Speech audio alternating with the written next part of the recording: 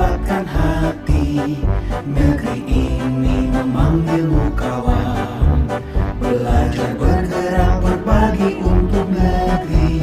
Guru penggerak majukan pendidikan.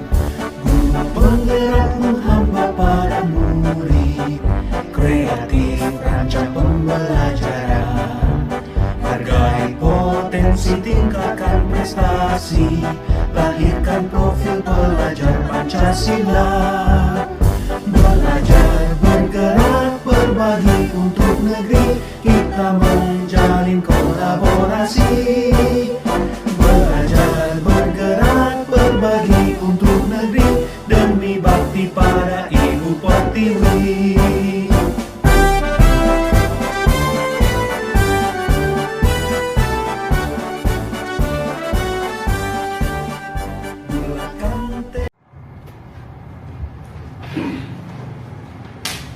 Assalamualaikum warahmatullahi wabarakatuh. Selamat pagi Bapak Ibu Guru yang menyaksikan. Hari ini saya akan melakukan tugas demonstrasi kontekstual modul 3.1 tentang pengambilan keputusan. Di sini saya akan mewawancarai Bapak Ali Rohani selaku salah satu pemangku kebijakan di sekolah kami. Dikarenakan Bapak Kepala Sekolah sedang tidak di tempat, sehingga diwakilkan oleh Bapak Ali sebagai Wakil Humas di SMK Negeri Purwosari. Selamat pagi Pak Ali. Selamat pagi. Saya mohon waktunya sebentar ya Pak Ali untuk wawancara tentang pengambilan keputusan yang diwakilkan oleh Pak Ali sebagai pemimpin atau kepala sekolah. Dari lain ya Pak. Nah, pertanyaannya yang pertama, selama ini bagaimanakah Pak Ali mengidentifikasi kasus-kasus yang merupakan dilema etika, keadaan benar dan benar, atau bujukan moral, yaitu keadaan salah dan benar? Oke, terima kasih untuk pertanyaan yang pertama terkait dengan adanya kasus mengambil kebijakan ketika kita dihadapkan dengan kasus benar yang benar, seperti contoh kalau ada kegiatan yang ternyata kegiatan tersebut berbenturan dengan kegiatan lain, maka kita untuk kegiatan itu kita harus ambil prioritas mana yang lebih diprioritaskan, dan itu untuk kepentingan sekolah dan untuk kepentingan bersama. Jadi kalau ada kebijakan yang berbenturan dan itu sama-sama benarnya, sama-sama dalam waktu yang sama, maka kita harus ambil kebijakan, kita ambil mana kegiatan yang lebih diprioritaskan untuk kepentingan bersama. Kemudian untuk ada kebijakan yang benar dan waktu yang salah, maka semacam seperti contoh kalau ada kegiatan ternyata ada anggaran yang berlebih karena kebiasaan di sekolah tersebut ada untuk kesejahteraan bersama, maka kita ambil kebijakan untuk anggaran tadi harus dikembalikan ke kas sekolah, tidak akan ke untuk yang lain. Untuk yang kedua Pak, selama ini bagaimana Pak Ali menjalankan pengambilan keputusan di sekolah Bapak, terutama untuk kasus-kasus di mana ada dua kepentingan yang sama-sama benar atau sama-sama mengandung nilai kebajikan? Kalau ada kasus yang benar dan benar, pengambilan keputusannya pripun? Ya, mungkin itu juga terkait dengan pertanyaan pertama tadi. Kalau kita ada suatu kebijakan atau ada suatu hal yang sama-sama benar, yaitu juga berbenturan, maka kita harus ambil kebijakan, kita laksanakan yang prioritas yang kita utamakan, yaitu untuk kepentingan sekolah, lembaga, dan untuk kepentingan bersama yang kita utamakan. Yang ketiga, langkah-langkah atau prosedur seperti apa yang biasa Bapak Ali lakukan selama ini untuk yang tadi Pak, untuk yang menjalankan prioritas tadi? Oke. Untuk melakukan itu kita harus menemukan dari pihak terkait, dari masing-masing kegiatan tadi kita ambil mana dari kegiatan itu kita lihat seberapa jauh untuk kemanfaatnya dengan sekolah, dan kita bicarakan dengan tim masing-masing kegiatan, sehingga kita ambil keputusan untuk menjalankan mana yang lebih diprioritaskan. Sehingga ada komunikasi dengan pihak terkait dari masing-masing kegiatan tersebut. Itu mungkin yang Komunikasi Pak. ya, komunikasi dengan timnya tadi. Untuk yang keempat Pak, Ya. hal-hal apa saja yang selama ini Pak Ali anggap efektif dalam pengambilan keputusan pada kasus-kasus dilema etika? Ya, yang kita anggap efektif mungkin kita percayakan dengan tim kita, ya, dengan tim kita sudah kita tuh kepanitiaan, ada yang menjalankan sesuai dengan tupoksinya masing-masing, ya, sehingga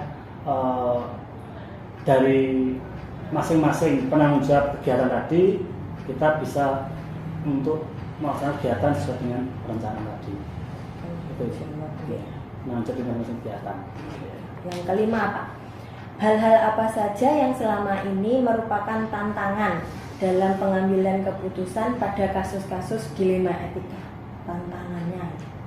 Ya, tantangannya ya, yang jelas kita mau ada berbagai macam karakter dari Bapak Ibu guru maupun dari Bapak Ibu guru panitia, dari stakeholder di sekolah ini, sehingga dari berbagai macam karakter itu akan memunculkan banyak benturan-benturan yang itu pun kita harus bisa memadukan supaya tidak terjadi benturan dengan sesama stakeholder tadi dari masing-masing kepentingan kegiatan tadi. Tantangannya. Terus yang keenam Pak, apakah Pak Ali memiliki sebuah tata cara atau jadwal tertentu dalam sebuah penyelesaian kasus dilema etika? Apakah Pak Ali langsung menyelesaikan di tempat atau memiliki sebuah jadwal untuk menyelesaikannya? Bentuk atau prosedur seperti apa yang Pak Ali jalankan? Oke, terkait dengan penyelesaian kasus, memang kita nggak menjadwalkan. Tetap kita ketika ada permasalahan-permasalahan yang terjadi di lapangan, di kegiatan, maka kita harus segera kita selesaikan dengan harapan tidak berlarut-larut sehingga akan muncul permasalahan baru lagi di belakangnya. Sehingga kita jangan sampai ada gesekan-gesekan antar teman, antar dokter di sekolah ini, sehingga harapannya ketika ada kasus, kita ada permasalahan harus segera kita selesaikan untuk pemeriksaan. Jadi tidak kita jadwalkan terjadwal gitu, tapi kita selesaikan sesuai dengan ketika ada kendala. Tapi secara berkala memang kita adakan rapat koordinasi, kita adakan kegiatan rapat dengan Bapak Ibu guru, rapat dinas untuk mengantisipasi kendala-kendala itu bisa muncul. Sehingga secara berkala yang kita lakukan adalah dengan mengadakan rapat dinas. Paling enggak 1 bulan sekali minimal mengadakan rapat koordinasi itu. Ya. Terus yang ketujuh Pak, adakah seseorang atau faktor apa yang selama ini mempermudah atau membantu Pak Ali dalam pengambilan keputusan dalam kasus-kasus dilema etika? Oke, untuk yang membantu kami dalam mengambil kebijakan ini, tentunya kita harus koordinasi juga dengan komite sekolah, koordinasi dengan pengawas pembina sebagai bapak kita di sekolah ini, sehingga apabila ada suatu kendala di perjalanannya, kendala di kegiatan-kegiatan kita minta pendapat, kita masukkan dari pengawas pembina maupun dari bapak komite. Gitu. Yang terakhir nih Pak Ya. Ali, dari semua hal yang telah Pak Ali sampaikan tadi, kira-kira pembelajaran apa yang dapat Pak Ali petik dari pengalaman Pak Ali mengambil keputusan tentang dilema etika? Oke, untuk pembelajaran dapat kita ambil dari kegiatan kita sebelum tadi, memang untuk mengambil keputusan kita harus hati-hati, kita harus bisa memilah ke mana permasalahan yang harus kegiatan yang harus kita utamakan, bagaimana kita mengutamakan prioritas kegiatan yang kita ambil, dan bagaimana untuk mensinergikan dari masing-masing prioritas tadi sehingga tidak ada kendala-kendala ketika kita mengambil keputusan tadi. Jangan sampai ketika kita mengambil keputusan malah membuat tim kita menjadi berbenturan sehingga merusak untuk kegiatan di sekolah ini. Itu mungkin untuk sekarang. Ya, terima kasih ya Pak Ya. Ali atas sharingnya pagi ini. Semoga ini nanti dapat menjadi inspirasi juga bagi Bapak Ibu guru yang menonton ini nanti. Terima kasih Pak kerjasamanya. Assalamualaikum warahmatullahi wabarakatuh.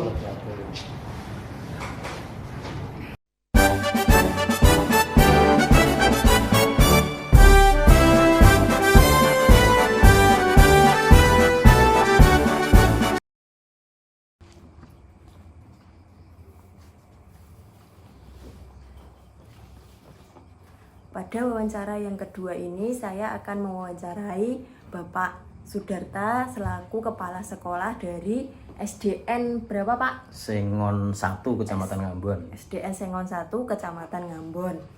Berikut akan saya sampaikan pertanyaan, nanti Bapak Sudarta akan menjawab pertanyaan dari saya sebagai Kepala Sekolah yang bertugas sebagai pemangku kebijakan di sekolah tersebut. Siap ya, Pak? Siap. Yang pertama, Pak. Iya. Selama ini bagaimana Anda dapat mengetahui bahwa ada kasus-kasus yang merupakan dilema etika atau bujukan moral di sekolah Anda? Terima kasih. Tentunya dalam kegiatan di suatu lembaga atau di sekolah sudah pasti kita dihadapkan pada suatu permasalahan, karena sebagai pemangku kebijakan, baik permasalahan yang merujuk pada dilema etika maupun bujukan moral. Yang kedua, selama ini bagaimana Anda menjalankan pengambilan keputusan di sekolah Anda, terutama untuk kasus-kasus di mana ada dua kepentingan yang sama-sama benar atau sama-sama mengandung nilai kebajikan? Dalam pengambilan keputusan di sekolah pada kasus yang sama-sama benar atau mengandung nilai kebijakan, ini mengutamakan kebaikan bersama walaupun itu bertentangan dengan aturan yang berlaku di lembaga kami. Yang ketiga, langkah-langkah atau prosedur seperti apa yang biasa Bapak lakukan selama ini? Dalam pengambilan keputusan, kita mengutamakan musyawarah bersama dengan agar tidak merugikan pihak satu dengan pihak yang lain. Kalau yang keempat nih Pak, hal-hal apa saja yang selama ini Anda anggap efektif dalam pengambilan keputusan pada kasus-kasus dilema etika?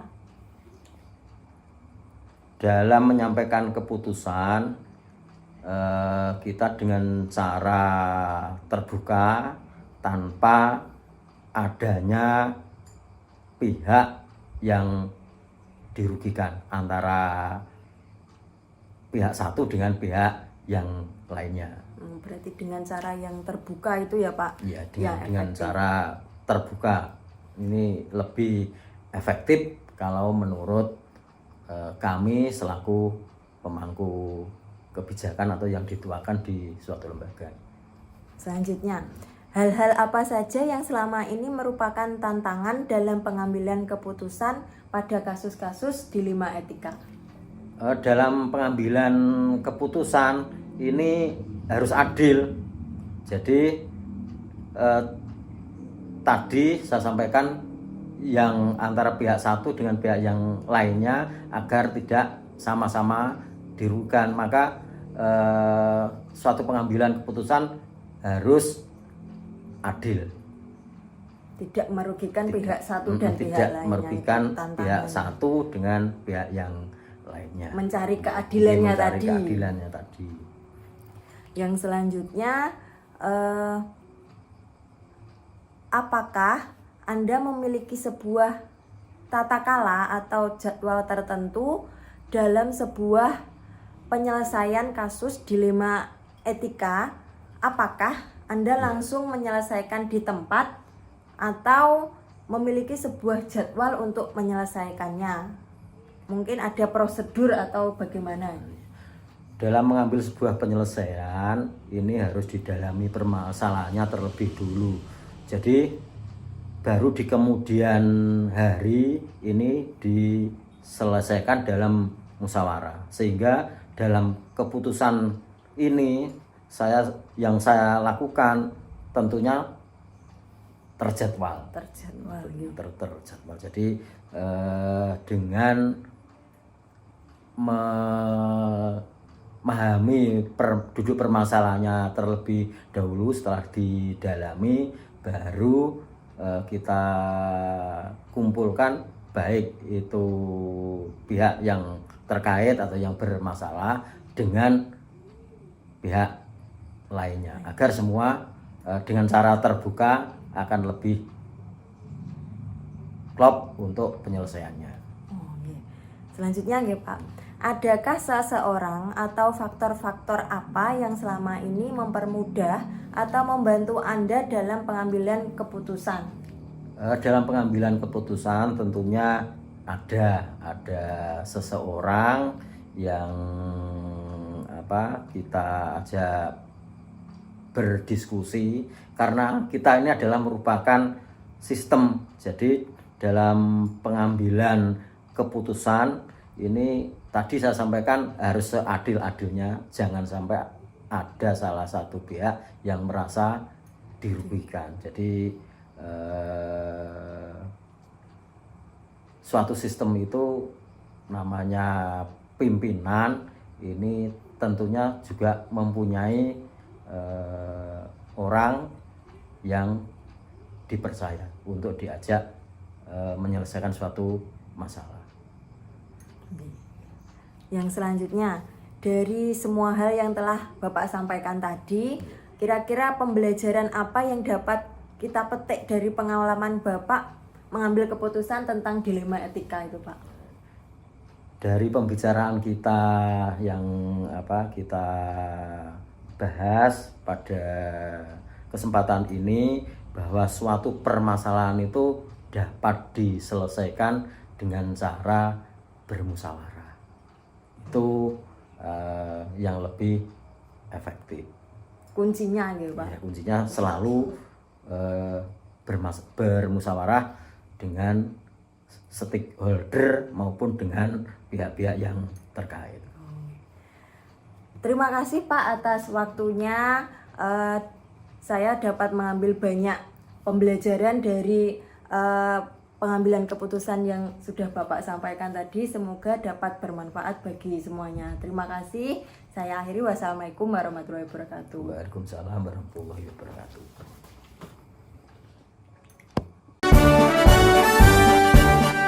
Bulatkan tekad, kuatkan hati, negeri ini memanggilmu kawan.